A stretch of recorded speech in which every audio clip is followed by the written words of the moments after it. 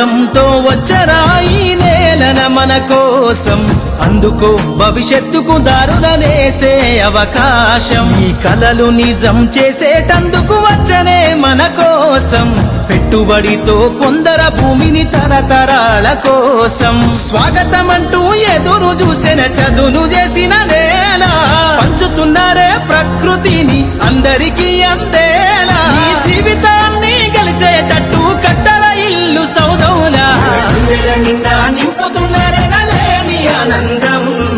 చెరిగిపోని సంస్థ పేరేరా ఎస్పీఎం. వేలయండు ఈ నేలన మనకు ఉంటది ఆధారం, ఎస్పీఎం పేరులోనే ఉన్నది ఓ ధైర్యం.